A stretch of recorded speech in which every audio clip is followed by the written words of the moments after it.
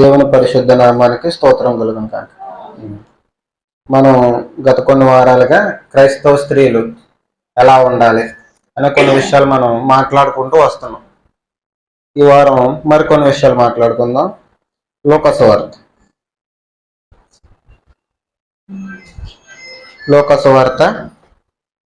10వ అధ్యాయం 38వ వచనం. లోకసువార్త 10వ అధ్యాయం 38వ వచనం. శ్రద్ధగా వాక్యం మీద మాత్రమే దృష్టి పెట్టండి. లోకసువార్త 10వ అధ్యాయం 38వ వచనం. అంతట వారు ప్రయాణమైపోచుండగా ఆయన ఒక గ్రామములో ప్రవేశించెను. మార్తాను ఒక స్త్రీ ఆయనను తన ఇంట చేర్చుకొనెను. ఆమెకు మరియా అనే సహోదరి ఉండెను. ఈమె యేసు పాదముల యొద్ద కూర్చుండి ఆయన బోధ వినుచుండెను. మార్త విస్తారమైన పని పెట్టుకున్న చేత తొందరపడి ఆయన యొద్దకు వచ్చి, ప్రభువా, నేను ఒంటరిగా పని చేయుటకు నా సహోదరి విడిచిపెట్టినందున నీకు చింత లేదా? సరిపో. యేసుక్రీస్తు వారు ప్రయాణమై వెళ్తూ ఒక గ్రామానికి వచ్చారట. ఈ సందర్భం జాగ్రత్తగా వింటే మీకు వాక్యం బాగా అర్థమవుతుంది. ఈ సందర్భం ఏంటంటే, యేసుక్రీస్తు వారు ప్రయాణమై వెళ్తూ ఒక గ్రామానికి వచ్చారు. ఆ గ్రామం పేరు బేతనియ. ఈ బేతనియాలో మార్త, మరియా అనే ఇద్దరు సిస్టర్స్ ఉన్నారట. అక్కా చెల్లెళ్ళు ఉన్నారు. పేర్లు మరలా చెప్పండి. మార్త, మరియా. ఎవరి మరియా? యేసుక్రీస్తు తల్లి కాదు. బైబిల్లో కొత్త నిబంధనలో మనకి కొంతమంది మరియలు కనిపిస్తుంటారు. ఈవిడ బేతనియా మరియా అంటారు. ఈవిడ ఉండే ఊరు బేతనియా. ఈవిని బేతనియా మరియా అంటారు. మర్దలేని మరియా ఉంటుంది. మర్దలైన అనే గ్రామంలో ఉన్న మరియ పేరు మర్దలేని మరి. ఇప్పుడు మనకి ఇంటి పేర్లతో పిలుస్తాం. మనం ఒకే పేరు ఉన్న వాళ్ళని ఇంటి పేరు పెట్టో లేకపోతే ఏదో ఒక నిక్ నేమ్ పెట్టో పిలుస్తాం. వీళ్ళు మరియా అనే పేరు ఉందనుకోండి, చాలా మందికి మరియా అనే పేరు ఉండేది. ఈ మరియా అనే పేరు ఎలాగొచ్చిందంటే, పాత నిబంధనలో మనకి మిరియాము కనిపిస్తుంది. మిరియాము ఎవరివిడి? మిరియాము మోషే వాళ్ళ అక్క. మోషే వాళ్ళ అక్క మిరియాము. ఈ పాత నిబంధన గ్రంథం దేంట్లో రాయబడిందంటే హెబ్రీలో రాయబడింది. ఆదిమ హెబ్రీలో రాయబడింది. కొత్త నిబంధన పిల్లలు చెప్పాలి. కొత్త నిబంధన గ్రీకులో రాయబడింది. ఈ హెబ్రీ పదాన్ని గ్రీకులోకి తీసుకొస్తే మిరియాం అనే పదం గ్రీకులోకి వచ్చేసరికి మరియా. అర్థమవుతుందా? మేరీ. ఇంగ్లీష్లో మేరీ, గ్రీకులో అయితే మరియా. ఈ మరియా అనే పదం చాలా మంది పెట్టుకునేవారు. ఎందుకంటే పాత నిబంధనలో ఒక ప్రవక్తి కదా ఆవిడ.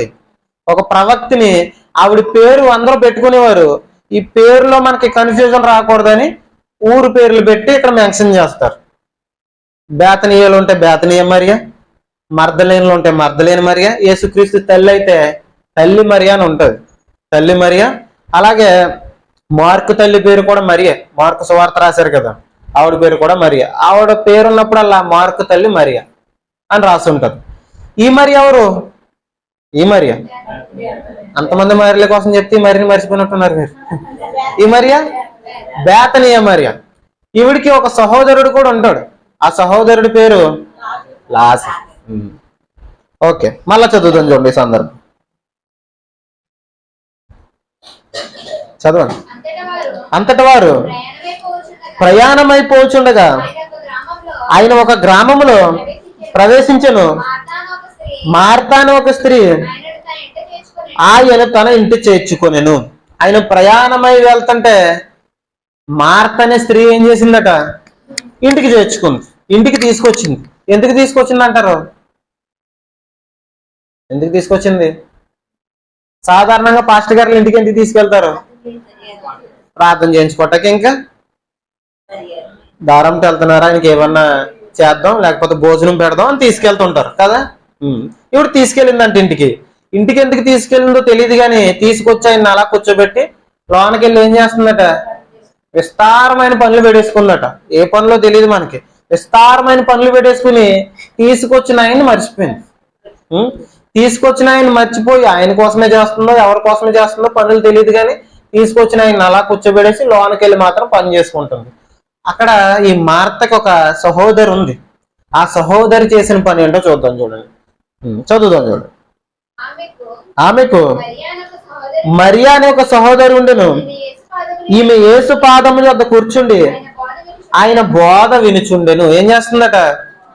యేసుక్రీస్తు వారి పాదాల దగ్గర కూర్చుని ఆయన బోధ వింటుందట. ఎక్కడ కూర్చుని?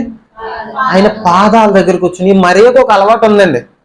మీకు బైబిల్ చదివే అలవాటు ఉంటే ఈ మరియకు ఒక అలవాటు ఉంది. ఎప్పుడు యేసుక్రీస్తు వారి పాదాల దగ్గరే ఉంటుంది. అవి అర్థమవుతుందా? ఎక్కడ ఉంటది? యేసుక్రీస్తు వారి పాదాల దగ్గర కూర్చుని వాక్యం వింటుందట. శ్రద్ధగా వాక్యం వింటుందట. ఈ రోజులో శ్రద్ధగా వాక్యం వినేవాళ్ళు ఉన్నారా? ఎప్పుడు ముగించేస్తారా వెళ్ళిపోదామని చూసేవాళ్ళు మాత్రమే ఉంటారు. అర్థమవుతుందా? ఇంటి దగ్గర చాలా పనులు ఉన్నాయి. మార్త టైప్ మనం. ఇంటి దగ్గర చాలా పనులు ఉన్నాయి, త్వరగా ముగించేస్తే త్వరగా వెళ్ళిపోయి ఆ పనులన్నీ చూసుకోవచ్చు కదా. ఇంకా ముగించలేదు, టైం అయిపోతుంది, టైం అయిపోతుంది, టైం అయిపోతుంది. ఇక్కడ గడియారం అందుకే పెట్టలేదు. మేము గడియారం పెట్టామనుకోండి అస్తమాలు అక్కడే చూస్తుంటారు, అందుకే పెట్టలేదు. అర్థమవుతుందా? కొందాం అనుకున్నాం, ఇవన్నీ కొనవాళ్ళు అవి కొనవేంటి, అందుకే కొనలేదు. మనం వాక్యం దగ్గర ఏం చేస్తామంటే టైం చూసుకుంటాం. వాక్యం దగ్గర ఏం చేస్తామంటే మన పనులన్నీ గుర్తొచ్చేస్తుంటాయి. ఇప్పుడు అర్థమవుతుందా? ఈ మార్త కూడా అదే పని చేసిందట. మరీ శ్రద్ధగా వాక్యం ఏంటంటే యేసుక్రీస్తు వారి దగ్గరకు వచ్చి, నీకు బాధ ఏమీ లేదా? నీకు బాధగా అనిపించట్లేదు? ఈ పనులన్నీ నేను ఒక్కదాన్నే చేసుకుంటున్నాను. మా చెల్లిని నీ దగ్గర కూర్చోబెట్టుకుని అలా వాక్యం చెప్తూ ఉన్నావు. వాక్యం తర్వాత చెప్దు కానిలే, ఆవిడ మాటల అర్థం ఇది. వాక్యం తర్వాత చెప్దు కానిలే, ఇన్ని పనులు అక్కడే ఉండిపోయినాయి కదా, మా చెల్లిని నా దగ్గర పంపించి పనులు చేయడానికి అని చెప్తుందట. అప్పుడు యేసుక్రీస్తు వారు చెప్పిన మాట చెప్పే ముందు ఈవిడ శ్రద్ధగా ఏం చేస్తుంది? వాక్యం శ్రద్ధగా వింటుంది. ఈవిడికి ఒక అలవాటు ఉందని చెప్పాను. ఏంటో అలవాటు? పాదాల దగ్గర కూర్చుంటా. సందర్భం చూద్దాం. లోకాసువార్త 7వ అధ్యాయం. లోకాసువార్త 7వ అధ్యాయం జాగ్రత్తగా వినండి. లోకాసువార్త 7వ అధ్యాయం 36వ వచనం. పరిసయ్యులలో ఒకడు తనతో కూడా భోజనం చేయవలెనని ఆయనను అడిగాను. ఆయన ఆ పరిసయ్యుని ఇంటికి వెళ్ళి భోజన పంక్తిని కూర్చుండగా ఆ ఊరిలో ఉన్న పాపాత్మురాలైన ఒక స్త్రీ యేసు పరిసయ్యుని ఇంట భోజనము కూర్చున్నాడని తెలుసుకుని ఒక బుడ్డిలో అత్తరు తీసుకుని వచ్చి వెనక తట్టు ఆయన పాదముల యొద్ద నిలవబడి ఏడ్చుచు కన్నీళ్లతో ఆయన పాదములు తడిపి తన తల వెంట్రుకలు తుడిచి ఆయన పాదాలు ముద్దు పెట్టుకుంది. ఎవరివిడి? ఆ మరియ, పాపాత్మురాలైన స్త్రీ. ఇక్కడ ఆవిడ ఎవరంటే ఇందాక మనం చదువుకున్నాం కదా మరియా. ఆ మరియే ఈ మరియ. ఈవిడికున్న అలవాటు ఏంటంటే ఆయన పాదాల దగ్గర కూర్చుని ఆయన పాదాల మీద పడి క్షమాపణ అడగడం, ఆయన చెప్పే మాటలు ఆయన పాదాల దగ్గర కూర్చుని వినడం, శ్రద్ధగా వాక్యం వినడం. ఈరోజు శ్రద్ధగా వాక్యం విన్నవాళ్ళు లేరండి, నిజంగా లేరు. ఫ్యాన్లు వేసి, కుర్చీలు వేసి, కొన్ని చర్చల్లో అయితే ఏసీలు కూడా ఉంటాయి, ఏసీలు వేసి వాక్యం వినండి అయ్యా అంటే వాక్యం ఎవరైనా సేపు చెప్తారా అని వాక్యం చెప్పిన వాళ్ళకి పేర్లు పెట్టి వెళ్ళిపోయే బ్యాచ్ ఉంటారు. మీరు అలాంటి వాళ్ళని నేను చెప్పట్లేదు కానీ ఉంటారు. అర్థమవుతుందా? వాక్యం శ్రద్ధగా ఎందుకు వినాలంటే, ఎందుకు వినాలి చెప్పండి? వాక్యం శ్రద్ధగా మీ నుంచి సమాధానం కావాలి నాకు. వాక్యం శ్రద్ధగా ఎందుకు వినాలి? సరిదిద్దుకోవటానికి. ఓ మాట చూద్దాం చూడండి. వాక్యం శ్రద్ధకి ఇవిడు వింటుందట. అసలు వాక్యం శ్రద్ధగా ఎందుకు వినాలి? ఈ వాక్యం వినడం ద్వారా మనకి ఏంటి ఉపయోగం? ఈ మాట చూద్దాం చూడండి. కీర్తనల గ్రంథం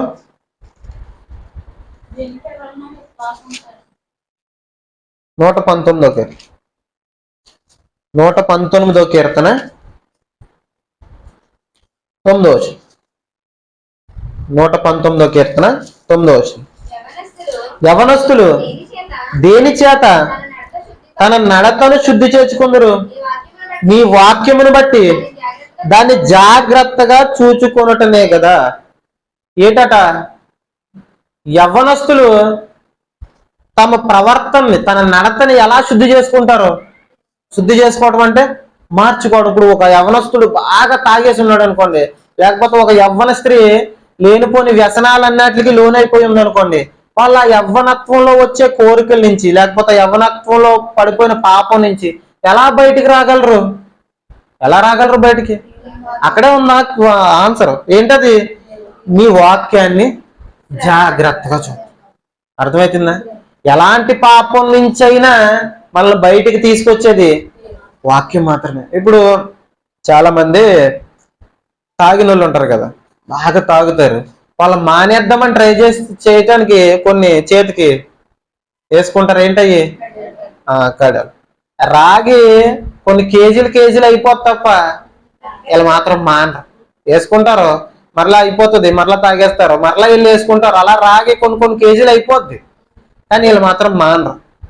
అసలు అది మానేయాలంటే ఎలా?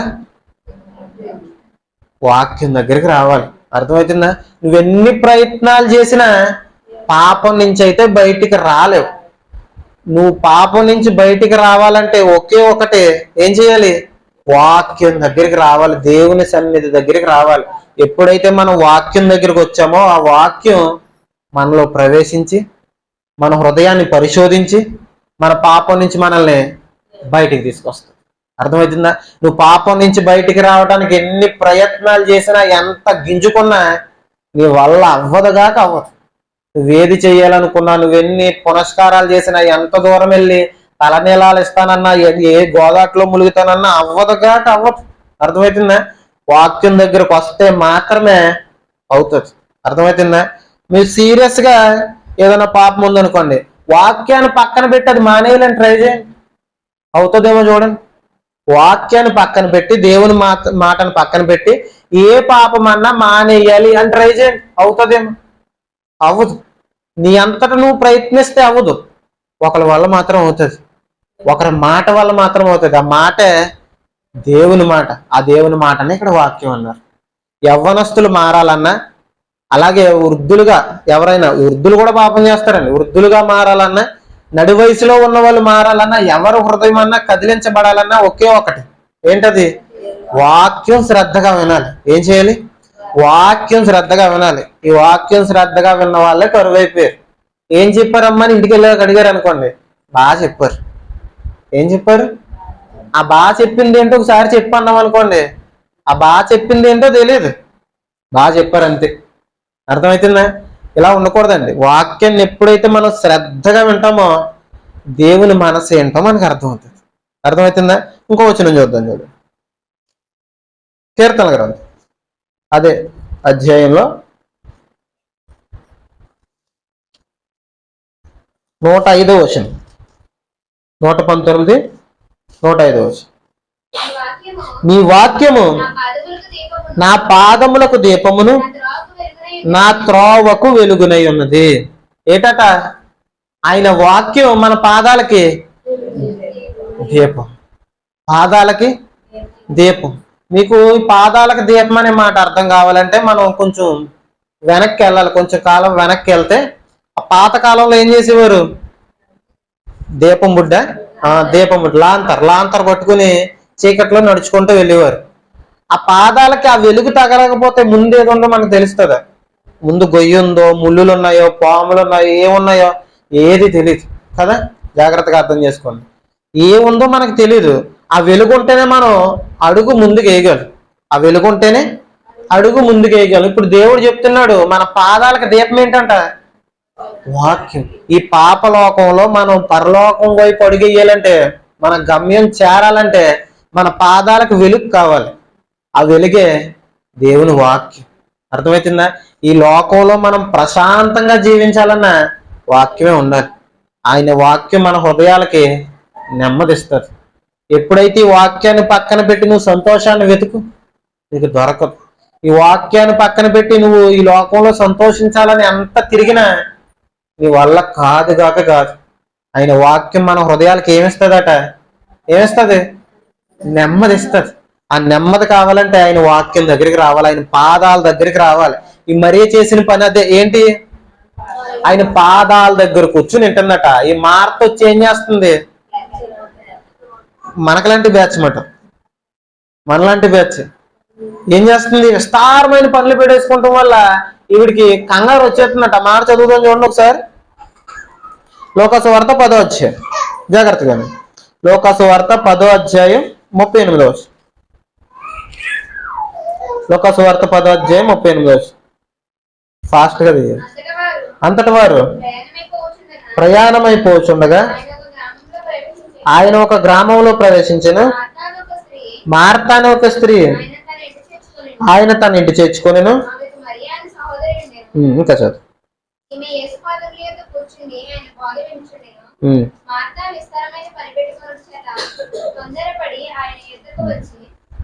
సరిపోతుంది. ఈవిడ విస్తారమైన పనులు పెట్టుకోవటం వల్ల ఏమవుతుందట? ఇలా వినండి జాగ్రత్త. విస్తారమైన పనులు పెట్టుకోవటం వల్ల ఏమవుతుంది? తొందరపడుతుంది. ఏం చేస్తుంది? తొందరపడుతుంది. విస్తారమైన పనులు ఉంటే మనకు కూడా ఏమొస్తుంది? తొందర వస్తుంది. గాబర్ అయిపోతాం, మనసు కరెక్ట్గా పనిచేయదు. అర్థమవుతుందా? ఎప్పుడు మనకి చాలా మంది వాక్యం దగ్గర కూర్చోవడానికి ఇబ్బంది పడతారో ఆదివారమే పనులన్నీ పెట్టుకుంటారు. మరి ఇలా ఉండరు. వాక్యం మరి ఏమనుకుందంటే వాక్యం విన్న తర్వాత పని, దేవుడి తర్వాతే, దేవుని వాక్యం తర్వాతే నాకు పని అనుకుంది. మార్త ఏమనుకుంది? పనులు అయిపోయిన తర్వాత వాక్యం అనుకుంది. ఇప్పుడు మన బ్యాచ్ ఎవరికి సరిపోతుంది చెప్పండి? మార్తకా మరీగా? మార్తకేనా? పనులు అయిపోయిన తర్వాత మందిరం. లేటుగా వచ్చావు ఎందుకమ్మానంటే పనులు అవ్వలేదు, పనులు అవ్వలేదని చెప్తాం మనం. అవునా కదా? ఇక్కడ మరి ఏంటంటే వాక్యం వినేసిన తర్వాత పని చేసుకుందాం. పని చేయడం తప్పు అంటలేదు. మార్త చేసిన పని మంచిదే. ఎందుకంటే యేసుక్రీస్తు వారు వచ్చారు, వచ్చిన ఆయనకి అన్ని చక్కబెట్టాలని పని చేస్తుంది ఆవిడ, తప్పేం కాదు. కానీ ఈవిడ చేస్తుంది ఏంటంటే వాక్యాన్ని నిర్లక్ష్యం చేసింది. వాక్యాన్ని నిర్లక్ష్యం చేసి నువ్వు ఎంత చేసినా అది కుదరదు, అది లెక్కల్లోనికి రాదు. ఇప్పుడు పాస్టర్ గారిని తీసుకెళ్ళి మనం ఇంటికి తీసుకెళ్ళి భోజనం పెట్టి ఆయనకి ఎంత కానుకిచ్చినా అది లెక్కల్లోనికి రాదు. ముందు నువ్వు చేయాల్సింది ఏంటి? ఆ సేవకుడు చెప్పే మాటను శ్రద్ధగా విను, ఆ తర్వాత చేద్దిగాని అన్ని. అర్థమవుతుందా? వాక్యం విన్న టైంలో వాక్యమే వినాలి. నీకు పనులు ఉంటే ముందు చక్కబెట్టేసుకుని వాక్యం టైంకి ఏం చేయాలి? వాక్యం దగ్గరకు వచ్చి కూర్చోవాలి. చాలా మంది మరి ఇలా కాదండి, మార్తలా కూడా ఉండట్లేదు. మార్త ఏం చేసింది? పనులు చేసింది. ఎంతమంది సంఘంలో పని చేయడానికి వస్తున్నారు చెప్పండి? ఎంతమంది ఏదైనా ప్రార్థనలు పెడుతున్నాం అనుకోండి, ఏదైనా కూటాలు పెడుతున్నాం అనుకోండి, అక్కడ పని చేయడానికి ఎంతమంది వస్తున్నారు? ఓన్లీ మనం పని చేయలేం. ఇక్కడ మా చర్చిలో ప్రార్థన జరుగుతుంది, ప్రతి ఒక్కరు రండి అని అందరికి తిరిగి ఎవరు చెప్తున్నారు చెప్పండి? మమ్మల్ని ఏదో అంటున్నాను అనుకోకండి. ఇప్పుడు ప్రార్థన జరుగుతుందండి, ప్రార్థన జరిగేటప్పుడు ఏదన్నా పని చేయడానికి రావాలా లేదా? రావాలా? ఇక్కడ ప్రార్థన ఫోన్లో పని చేయలేకపోయారు మీరు, అందరికి కనీసం చెప్పాలా?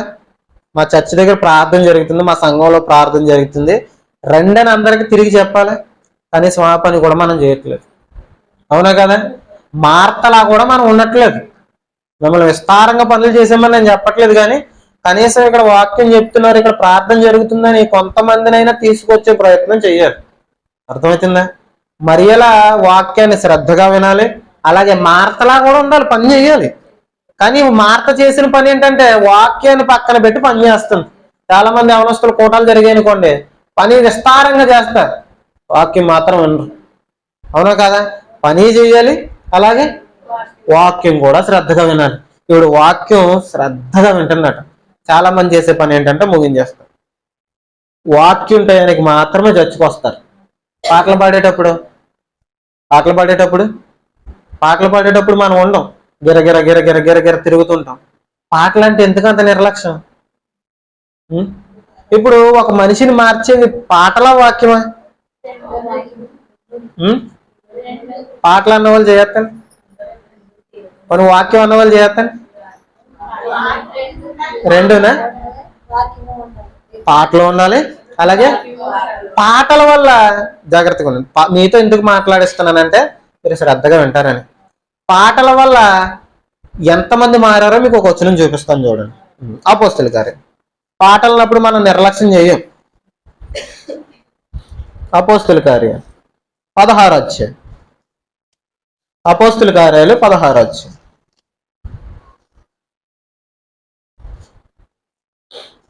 ఇరవై 25వ వచనం. అపోస్తలుల కార్యాలు 16 అధ్యాయం. అయితే మధ్యరాత్రి వేళ పౌలును శీలయు దేవునికి ప్రార్థించుచు కీర్తనలు పాడుచుండిరి, ఖైదీలు వినచుండిరి. అసలు సందర్భం ఏంటో తెలియాలంటే మనకి 22 నుంచి చదువుతాం చూడండి. సరిగ్గా కనిపించట్లేదు. అప్పుడు జనసమూహము వారి మీదకి దొమ్మిగా వచ్చెను. న్యాయాధిపతులను వారి వస్త్రములు లాగివేసి వారిని బెత్తములతో కొట్టవలెనని ఆజ్ఞాపించిరి. వారు చాలా దెబ్బలు కొట్టి వారిని చెరసాలలో వేసి భద్రముగా కనిపెట్టవలనని చెరసాల నాయకుని ఆజ్ఞాపించెను. పౌలు శీల, జాగ్రత్తగానండి, పౌలు శీలని విపరీతంగా కొట్టేశారంటండి.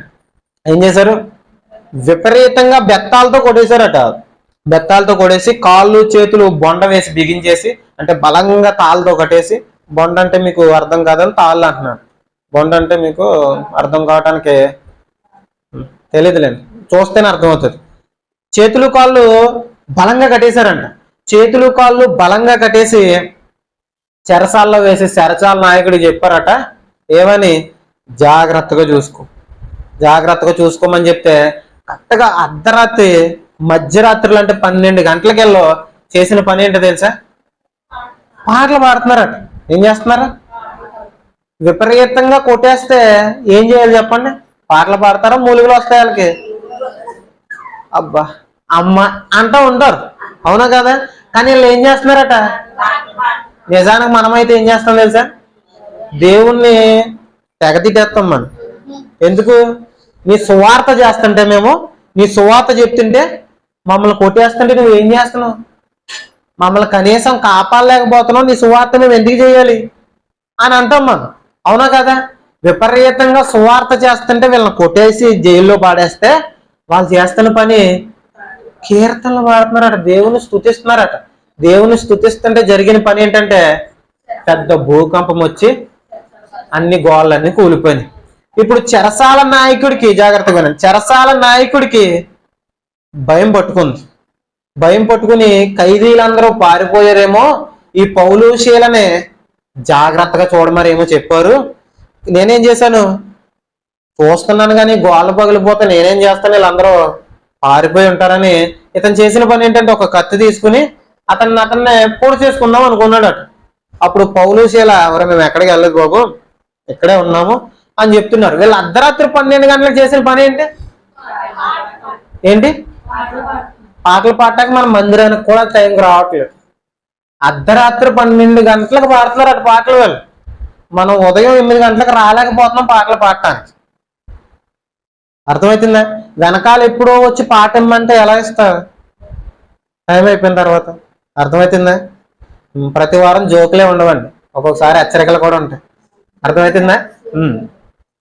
మనం సమయానికి రావాలి దేవుని మందిరానికి. ఇందాక పాట పాడం మనం. ఏం పాట అది? ఆరాధన పాట. రాజా నీ సన్నిధిలోనే ఉంటానయ్యా, మనసారా ఆరాధిస్తూ బతికేస్తానని. నిజమేనిది? నిజమేనా? నిజమేనా అంటున్నాను. మన బ్రతుకుల్లో అది నిజమేనా?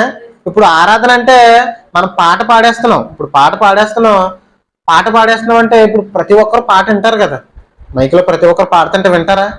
వాళ్ళు ఏమనుకుంటారు తెలుసా? వీళ్ళు మొఖం పెట్టుకుని ఏ రోజు ముందు చర్చికి వెళ్ళలేదు, వీళ్ళు పాడే పాట ఏంటి, ఎప్పుడు చర్చిలోనే ఉంటారంట, ప్రార్థన అంతా అయిపోయిన తర్వాత లాస్ట్ని వస్తుంది ఇవిడి అని అనుకుంటారు. అర్థమవుతుందా? పైకి పాట మాత్రం. ఈ పాట వింటే నాకు ఒకరు గుర్తొస్తారండి. ఒకసారి చేదువాడ ప్రార్థనకి వెళ్ళి పెదనాన్న నేను చేదువాడ షాప్ దగ్గర డ్రింక్ ఏదో తాగుతున్నాం, చాలా రోజులు అవుతుంది. డ్రింక్ తాగుతుంటే ఒక ఆయన ఫుల్గా తాగేశాడు. ఫుల్గా తాగేసి రోడ్డు పక్కన పడిపోయి ఉన్నాడు. ఆయన చచ్చికెళ్తాడేమో మనకు తెలియదు. రోడ్డు పక్కన పడిపోయి ఉన్నాడు, ఈ పాట పాడుతున్నాడు. రాజా నీ సన్నిధిలోనే ఉంటానయ్యా, మనసారా ఆరాధిస్తూ బతికేస్తాడంటే. చేదువాడు వంతుని మీద ఇది జరిగేది. మనసారా ఆరాధిస్తూ బతికేస్తాడంట. ఆయన సన్నిధిలోనే ఉంటాడు. అటు ఎక్కడ ఉన్నాడు? సన్నిధిలో. రోడ్డు పక్కన తోలుతున్నాడు ఆయన. మన జీవితాలు కూడా ఇలాగ ఉన్నాయి. పాటలు పాడతాం అంతే. మార్పు చెందవా, నువ్వు మార్పు చెందవా అని పాటలు పాడతాం. నిజానికే మనం మారం. ఎన్నోళ్ళు ఏమనుకుంటారో తెలుసా?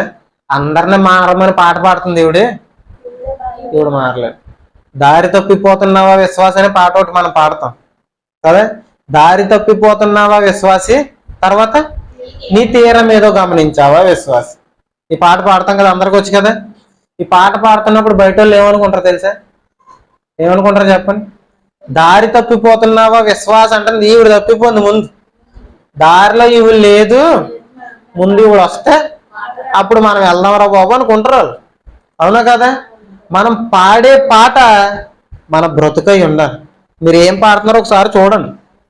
పాడేకండి, గుడ్డిగా పాడేకండి. మీరు ఏది పాడుతున్నారో, మీరు ఏది మాట్లాడుతున్నారో, మీరు ప్రార్థన ఏది చేస్తున్నారో ఒకసారి చూసుకుని అప్పుడు చెయ్యండి. ఈ పాట నేను పాటిస్తున్నానా? పాట అంటే పాటే అనుకోకండి. ఈ పాటలో మన జీవితాలు ఉంటాయి. అర్థమవుతుందా? ఈ పాటలో ఉన్నవన్నీ నేను పాటిస్తున్నానా? అందరినీ మారమని చెప్తున్నాను, నేను మారుతున్నానా? దేవుని సన్నిధిలో ఉండాలని చెప్తున్నాను, నేను ఉంటున్నానా? చర్చకు కూడా తిరుగుతున్నానా? ఇవి చూసుకుని అప్పుడు పాడండి పాట. అర్థమవుతుందా? ఇలా పాడే పాటలకి ఖైదీలందరూ శ్రద్ధగా వింటున్నారు అటు పాటలు.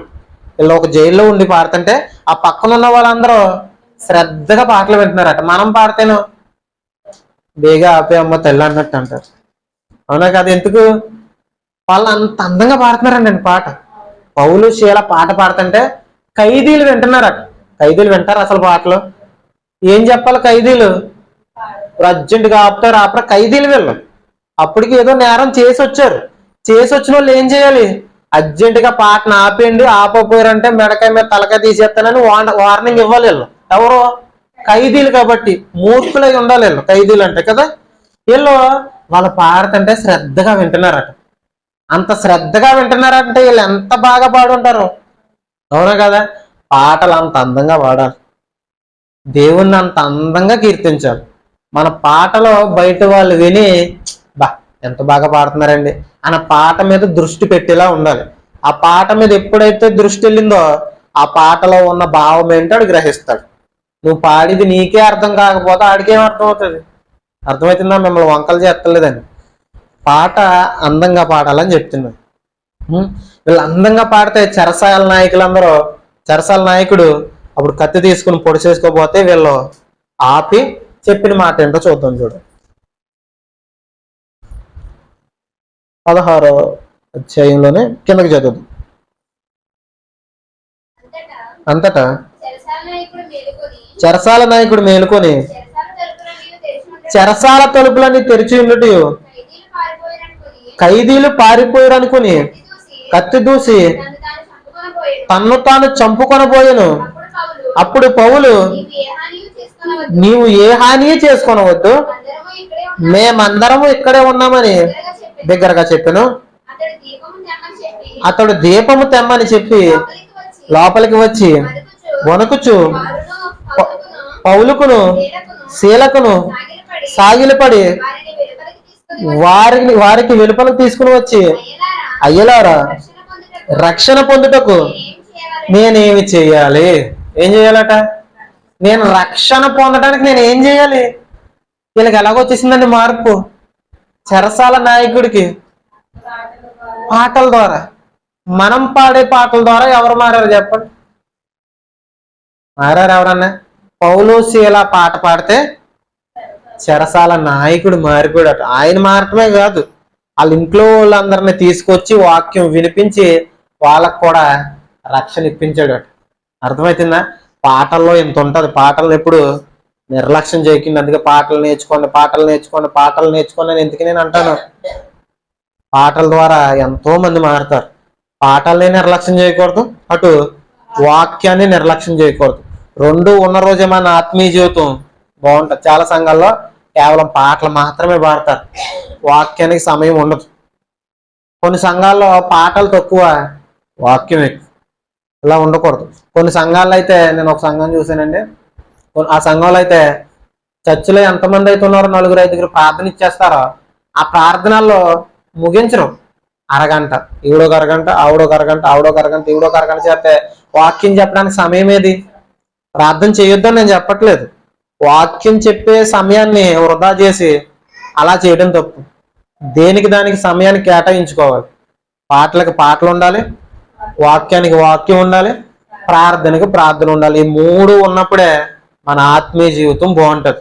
ఈ మార్తా మరియలు చేసిన పని, ఈ 2 పనుల్లో మనం ఏం చేయాలంటారు? మార్తలా ఉండాలా, మరియలాగా ఉండాలా? మరియలా శ్రద్ధగా వాక్యం వినాలి, వాక్యం వినే సమయంలో వాక్యం వినాలి, తర్వాత వాక్యం అయిపోయిన తర్వాత మార్తలా పని చేయాలి. అర్థమవుతుందా? కొంతమంది వాక్యం మాత్రం వింటారు, పనులు చేయరు. మందిరంలో పనులు కూడా చేయాలి. అర్థమవుతుందా? మందిరంలో పనులు చేయాలి మార్తలా. అలాగే వాక్యం సమయం వచ్చేసరికి మరియలాగా అయిపోవాలి. అర్థమవుతుందా? పనున్నప్పుడు మార్తలా ఉండాలి, వాక్యం వినేటప్పుడు మరియలా శ్రద్ధగా ఆయన పాదాల దగ్గర కూర్చుంటే మనకి విశ్రాంతి దొరుకుతుంది. మనకి విశ్రాంతి దొరికే స్థలం ఈ భూమి మీద ఎక్కడ ఉండదు. కానీ మనకి విశ్రాంతి, మనకి నెమ్మది, మన బాధల నుంచి ఓదార్పు ఆయన పాదాల దగ్గర దొరుకుతుంది. ప్రతిరోజు ఆయన పాదాల దగ్గరకు వచ్చి ప్రార్థించుకుని ఆయన మాటలు వింటే మన జీవితాలు నెమ్మదిగా ఉంటాయి. అర్థమవుతుందా? కళ్ళు మూసుకొని ప్రార్థన చేసుకో.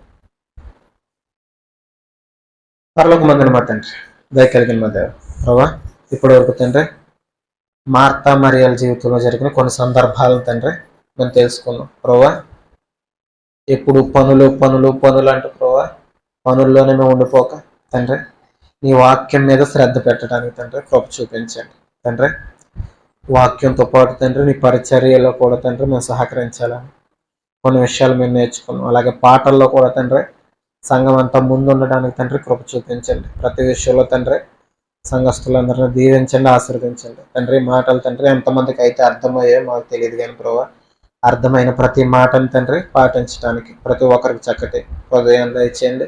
కృపనిచ్చి నడిపించమని వేడుకుంటూ, జరగబోయే కార్యక్రమం అంతట్లో తోడుగుని నడిపించమని వేడుకుంటూ, చిన్న ప్రార్థన మా ప్రభువును రక్షకుడైన యేసయ్య పేరట అడిగి వేడుకుంటున్నాం పరమ తండ్రి.